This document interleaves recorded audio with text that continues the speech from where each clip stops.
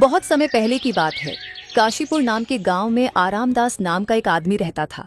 उसका नाम ही उसकी प्रवृत्ति को दर्शाता था। वह बिल्कुल कामचोर था और उसे केवल आराम करना पसंद था। वह दिन भर या तो सोता रहता या फिर इधर उधर आवारा गर्दी करता था। आरामदास के पिता धर्मपाल जी बेहद मेहनती और ईमानदार इंसान थे। उसकी मां बचपन में ही उसे छोड़कर चली गई थी। तब से उसके पिता ने ही उसकी देखभाल करके उसे बड़ा किया था। लेकिन बेटे की ऐसी आदतों ने उन्हें अंदर तक तोड़ दिया था। यह लड़का मेरी मेहनत की कमाई का मोल नहीं समझता। मैंने इसे कितनी बार समझाया, लेकिन सब बेकार। बेटा, जीवन आराम करने के लिए नहीं है। मेहनत से ही सुख और सम्मान मिलता है। अगर तुम ऐसे ही रहोगे तो आगे क्या करोगे? अरे पिताजी, इतनी चिंता मत किया करो। मैं तो अपनी जिंदगी मस्त तरीके से जी रहा हूँ। उन्होंने आरामचंद को कई बार समझाया, लेकिन आरामचंद पर इसका कोई असर नहीं हुआ। इसलिए आरामचंद की माँ बाप की आंखों में चिंता और निराशा झलकती थी। भाई रघुनाथ, ये लड़का तो मेरी बात सुनता ही नहीं है। हर वक्त सोता रहता है या फिर आवारागर्दी करता रहता है। मैं तो परेशान हो गया हूँ। ऐसे कब तक चलेगा? देखो धर्मपाल, मेरे ख्याल से अब इसका इलाज है कि तुम इसकी शादी कर दो। जब इसके ऊपर जिम्मेदारी आएगी तो शायद इसकी आलसी आदतें बदल जाएंगी। तुम सही कह रहे हो। शायद यही इसका हल हो। मैं जल्दी ही इसके लिए कोई अच्छी लड़की ढूंढता हूँ।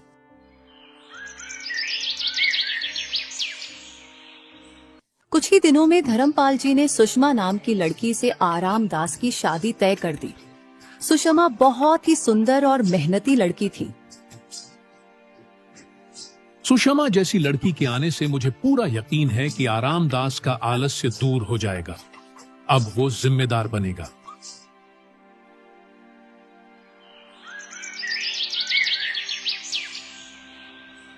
शादी के बाद भी आरामदास की आदतें नहीं बदली, बल्कि वह पहले से भी अधिक आलसी हो गया था। क्या ये आदमी कभी सुधरेगा? इतनी मेहनत से सब कुछ संभाल रही हूँ, लेकिन ये बस सोता रहता है। अपने पति की इन हरकतों से सुषमा बहुत परेशान हो चुकी थी।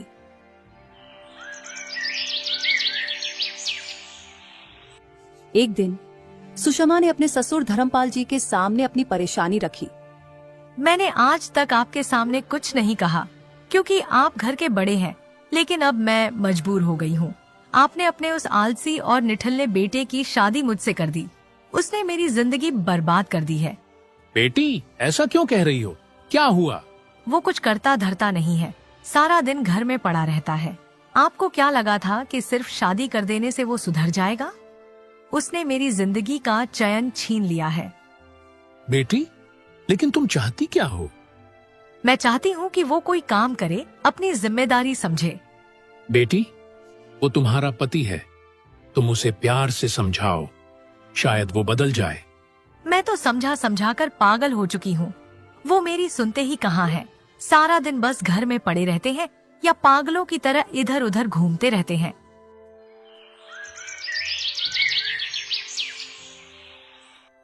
दिन बीतते गए, लेकिन हालात और खराब होते गए। कुछ दिनों बाद धर्मपाल जी का देहांत हो गया।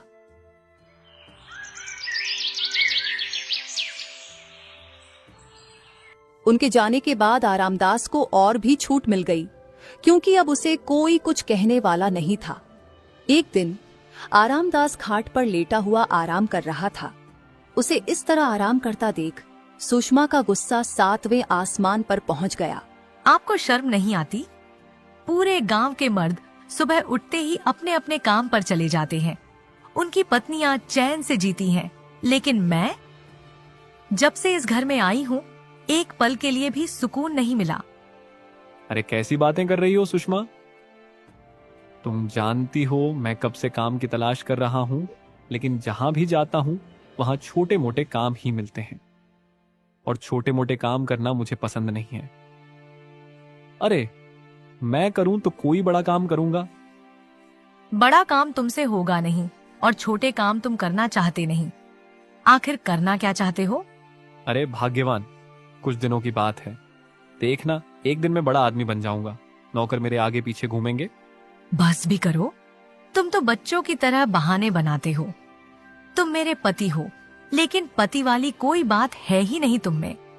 अरे क्यों मुझे बच्चों की तरह डांट रही हो? मैं तुम्हारा पति हूँ, तुम्हें मेरी इज्जत करनी चाहिए। इज्जत उसकी होती है जो घर में कुछ पैसे कमा कर लाए। जो आदमी अपने परिवार का पेट नहीं पाल सकता, उसकी इज्जत कौन करेगा? अरे भाग्यवान, इतना गुस्सा करना अच्छी बात नहीं है। ठीक है, मत करो मेरी इज्जत, जो मन में आए कहती रहो, लेकिन एक काम तो कर दो। मुझे बहुत भूख लग रही है, जरा 2 रोटी बना दो। तुम्हें खाना मांगते हुए शर्म नहीं आती? 2 दिन से घर में अनाज का एक दाना तक नहीं है। बताओ खाना कहाँ से बनाऊं? लेकिन तुम्हें किसी बात से फर्क ही नहीं पड़ता। अगर तुम्हारे अंदर जरा भी शर्म बची है तो जाओ और कुछ काम करो, ताकि शाम तक हमारे घर का चूल्हा जल सके। सुषमा की कड़वी बातें सुनकर आरामदास भारी कदमों से घर से बाहर निकलता है। अब क्या करूं? मेरे पास न काम है न पैसे। आज तक उधार लेकर ही गुजारा किया, अब कौन उधार देगा? सबने ताने देना शुरू कर दिया है। एक आखिरी उम्मीद है लोकेश भाई, वो हमेशा मदद करते आए हैं, शायद इस बार भी। भाई कैसे हो? आज तुम्हारी मदद चाहिए। घर में हालात बहुत खराब हैं, खाने को कुछ नहीं है। अगर थोड़ा उधार दे दोगे तो बड़ा एहसान होगा। वादा करता हूं अगले हफ्ते लौटा दूंगा। आरामदास, तुम्हें पता है ना, मैंने तुम्हारी पहले भी कितनी बार मदद की है, लेकिन तुमने कभी वापस करने की जहमत उठाई? पूरे गांव में ऐसा कौन है जिसे तुमने उधार न लिया हो? भाई इस बार सच में हालात बहुत खराब हैं। सुषमा ताने दे रही है, प्लीज इस बार मदद कर दो। बातें बनाना तो तुम अच्छे से जानते हो आरामदास, पर कब तक दूसरों के भरोसे जिंदा रहोगे? क्या कभी सोचा है खुद के पैरों पर खड़े होने के बारे में? देखो भाई, मैं यहाँ ज्ञान सुनने नहीं आया। अगर पैसे हैं तो दे दो, वरना मत दो, मैं खुद संभाल लूंगा। आरामदास की ये बेपरवाह बात सुनकर लोकेश का गुस्सा फूट पड़ता है। देखो भाई, मेरे पास पैसे तो हैं, लेकिन मैं तुम्हें नहीं दूंगा, क्योंकि तुम 1 नंबर के मक्कार और धोखेबाज इंसान हो। पैसे लेकर लौटाने का नाम भी नहीं लेते। तुम्हारे जैसे लोगों की मदद करना बेकार है। लोकेश के ताने सुनकर आरामदास अपने घर की ओर बढ़ा, लेकिन कदम भारी थे। रास्ते में वह थककर एक पुराने बरगद के पेड़ के नीचे बैठ गया। अभी वह अपने हालात पर सोच ही रहा था कि दूर से गांव का मुखिया अपने 2 साथियों के साथ डंडा लिए उसकी ओर आते हुए दिखा। हे भगवान, अब ये कौन सी नई मुसीबत आ गई? ये मुखिया जी तो मुझसे पैसे के लिए ही आए होंगे। अब मैं क्या जवाब दूं? बहुत हो गया आरामदास, तूने मुझे कब से बेवकूफ बना रखा है। तुझे अपनी चालाकियों और झूठे वादों का हिसाब देना ही होगा। इस बार तेरी कोई बहानेबाजी नहीं चलेगी। आज मैं तुझसे अपने पैसे वापस लेकर ही जाऊंगा। मुखिया जी, मेरी बात सुनिए। इस वक्त मेरी हालत बहुत खराब है, घर में खाने को कुछ नहीं है। बस थोड़ा और समय दीजिए, मैं वादा करता हूं कि आपकी 1-1 पाई लौटा दूंगा। अगर तुझे पैसे देने होते तो कब का चुका देता। तेरे बहानों की कोई कीमत नहीं है। तुझसे बड़ा कामचोर और धोखेबाज मैंने नहीं देखा। अरे, तुझे तो धरती का बोझ कहना चाहिए। मुखिया की कड़वी बातें सुनकर आरामदास समझ गया कि वह आज बचने वाला नहीं। मुखिया जी, एक आखिरी मौका दे दीजिए। मैं सच में वादा करता हूं 1 महीने के अंदर सारे पैसे लौटा दूंगा। देखते क्या हो, इसे मारो। तब तक मारो जब तक इसे अपनी औकात याद ना आ जाए। अब ये किसी से उधार लेने की हिम्मत नहीं करेगा। मुखिया के साथी आरामदास को मारने ही वाले थे कि अचानक सुषमा वहां पहुंच जाती है। मुखिया जी, इन्हें छोड़ दीजिए। मैं आपसे वादा करती हूँ कि ये आपका पैसा लौटा देंगे। कृपया इन्हें मत मारिए। सुषमा, सिर्फ तुम्हारी बात का मान रखकर मैं इसे आज छोड़ रहा हूं, लेकिन सुन लो, अगर इसने 1 महीने के अंदर मेरे पैसे नहीं लौटाए तो अगली बार इसका वो हाल करूंगा जो ये जिंदगी भर याद रखेगा। इतना कहकर मुखिया अपने घर चला जाता है। कब तक मैं तुम्हें पिटने से बचाती रहूंगी आरामदास?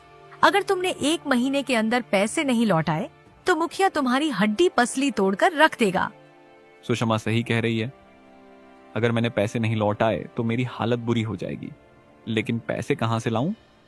हाँ, एक काम कर सकता हूं। हमारे पास 2 बैल हैं। मैं एक बैल मुखिया जी को दे देता हूं। इस तरह मैं उनसे थोड़ी मोहलत ले सकता हूं।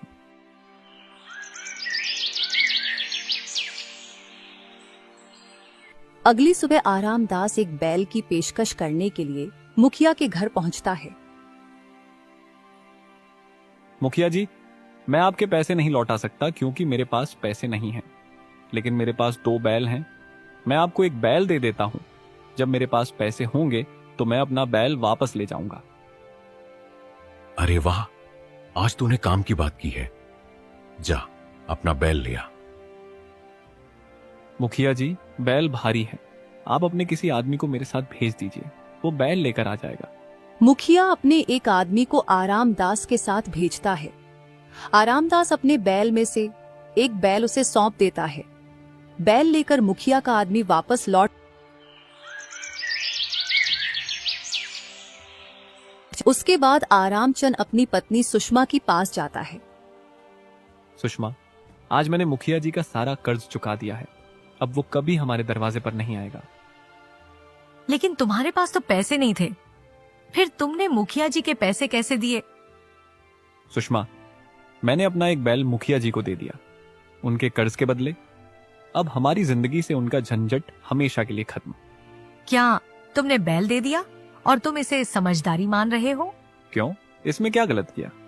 बेवकूफ मुखिया जी नहीं, आप हो। एक बैल के बिना तुम खेत कैसे जोतोगे? अब एक बैल हमारे किस काम का है? हे ईश्वर, मेरी तो किस्मत ही फूट गई। ऐसा निकम्मा और मूर्ख पति मिला है। अब मैं क्या करूं?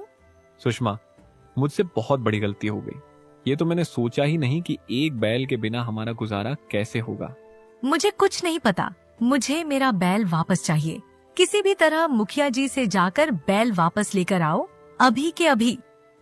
आरामदास शर्मिंदा होकर सिर झुकाता है और घर से बाहर निकल जाता है। आरामदास जंगल में जाकर एक पेड़ के नीचे बैठकर अपनी बेवकूफी पर पछताने लगा। वो सोचने लगा कि अब हालात को कैसे संभाले। अचानक उसे किसी की आवाज सुनाई देती है। आरामदास चौंक कर चारों ओर देखता है। दूर पेड़ के दूसरी तरफ एक साधु बाबा प्यास से बेहाल होकर जमीन पर गिरे हुए थे। उसने बाबा के चेहरे पर पानी छिड़का और फिर उन्हें पानी पिलाया। इसके बाद बाबा होश में आ गए।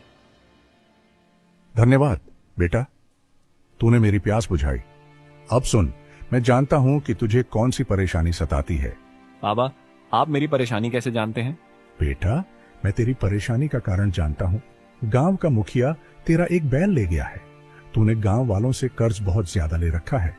तेरी पत्नी भी तुझसे नाराज है और तू यही सोच रहा है कि इन सभी मुसीबतों से कैसे छुटकारा पाए। बाबा, आपकी बातें बिल्कुल सही हैं, पर मैं इन सब का हल नहीं निकाल पा रहा हूँ। मुझे समझ नहीं आ रहा कि क्या करूं। घबराओ मत बेटा, हर समस्या का समाधान होता है। ईश्वर पर भरोसा रख और सच्चे मन से प्रयास कर। लेकिन याद रखना, दूसरों की मदद करना और सच्चाई के रास्ते पर चलना ही तेरा असली कर्तव्य है। बाबा जी, मुझे इस बार इस संकट से निकाल दीजिए। मुझे कोई उपाय बताइए। मैं आपकी कृपा और सलाह का हमेशा आभारी रहूंगा। ठीक है बेटा, मैं जानता हूं कि तेरे पास बैल नहीं है और तेरे खेत खाली पड़े हैं, पर अब सुन, मैं तुझे एक वरदान देता हूं। आज से तेरे अंदर 100 बैलों की ताकत होगी। तू जो भी काम करेगा उसमें थकान नहीं महसूस होगी। अब बस तू पूरी लगन और मेहनत से काम कर। धन्यवाद बाबा जी, मैं आपका एहसान कभी नहीं भूलूंगा। अब मैं कड़ी मेहनत करूंगा और अपना जीवन बदलने की पूरी कोशिश करूंगा। साधु बाबा ने मुस्कुराते हुए आरामदास को आशीर्वाद दिया और वहां से चले गए।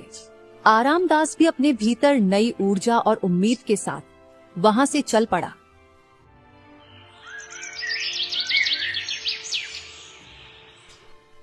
अगली सुबह सुषमा ने जब उठकर देखा तो आरामदास बिस्तर पर नहीं था। वह उसे ढूंढते हुए खेतों की तरफ गई। वहां उसने देखा कि आरामदास अकेले ही पूरे खेत का काम कर रहा था, वह भी बिना बैलों की मदद के। यह देखकर सुषमा हैरान रह गई। आखिर ऐसा क्या हुआ कि ये इतने मेहनती हो गए? ये तो बिना किसी मदद के पूरा खेत अकेले ही जोत रहे हैं। यह तो कमाल हो गया। कुछ ही दिनों में यह बात पूरे गांव में फैल गई कि आरामदास बिना किसी मदद के खेत का सारा काम कर लेता है, वह भी बिना थके। गांव के लोग भी अब उसे अपने खेतों में काम करने के लिए बुलाने लगे। आप कितनी मेहनत करते हैं, दिन रात खेतों में काम करते हैं। आप न सिर्फ अपने खेत बल्कि पूरे गांव के खेतों का भी काम कर देते हैं और जरा भी आराम नहीं करते। आपको थकान नहीं होती क्या? आखिर यह क्या हो गया है आपको? पता नहीं सुषमा, लेकिन मैं कितना भी काम कर लूं मुझे थकान महसूस नहीं होती। लगता है ये बाबा जी का आशीर्वाद है। फिर आरामदास ने सुषमा को साधु बाबा के आशीर्वाद के बारे में बताया। अच्छा जी, ये बात है। ठीक है, आप जाइए, अपना काम खत्म कीजिए, लेकिन अपने स्वास्थ्य का भी ख्याल रखिए। आरामदास के जाते ही सुषमा उसी पुराने बरगद के पेड़ के पास जाती है जहां उसे और आरामदास को साधु बाबा का आशीर्वाद मिला था। थोड़ी देर बाद साधु बाबा वहां आते हैं। क्या बात है बेटा, तुम इतनी परेशान क्यों हो? बाबा जी, मुझे समझ में नहीं आ रहा कि यह सब कैसे हो रहा है। आरामदास की मेहनत तो अब अद्भुत हो गई है। वह बिना थके दिन रात काम करता है, लेकिन मुझे डर है कि कहीं यह उसकी सेहत के लिए हानिकारक ना हो। वह अब बहुत काम करने लगा है और खुद को बहुत थका रहा है। क्या यह सही है? क्या हमें कुछ सावधानी नहीं बरतनी चाहिए? यह बात सुनकर साधु बाबा भी थोड़ी देर के लिए सोचने लगे। वह समझ गए कि सुषमा का उद्देश्य आरामदास की मदद करना था, लेकिन अब उसे अपनी मेहनत से आगे बढ़ने का मौका देना चाहिए। बेटी, मैंने ही आरामदास को यह वचन दिया था। तुम मुझसे क्या चाहती हो, यह बताओ। बाबा जी, मैं चाहती हूँ कि आप वह वचन वापस ले लें। आरामदास अब अपनी मेहनत से अपने रास्ते पर चलना चाहता है। उसकी मेहनत ही उसकी असली ताकत है और उसे इस रास्ते पर आगे बढ़ने देना चाहिए। ठीक है बेटी, अगर तुम्हारी यही इच्छा है तो मैं अपना वचन वापस लेता हूँ। अब से आरामदास पहले जैसा हो जाएगा, लेकिन याद रखना, असली शक्ति उसकी मेहनत में है। सुषमा वापस घर लौट आई और उसने सारी बात आरामदास को बता दी। आरामदास, बाबा जी ने अपना वचन वापस ले लिया है। अब तुम्हारी मेहनत ही तुम्हें सफलता दिलाएगी। मुझे लगता है कि अब तुम अपनी पूरी ताकत से काम करोगे। कोई बात नहीं सुषमा, अब मुझे ये समझ में आ गया है कि मेहनत ही सब कुछ है। मैं अब अपनी मेहनत से काम करूंगा और देखो, अब हमारी फसल भी बहुत अच्छी हुई है। हम उधारी चुकता करके अपना बैल वापस ले लेंगे और फिर मेहनत से काम करेंगे।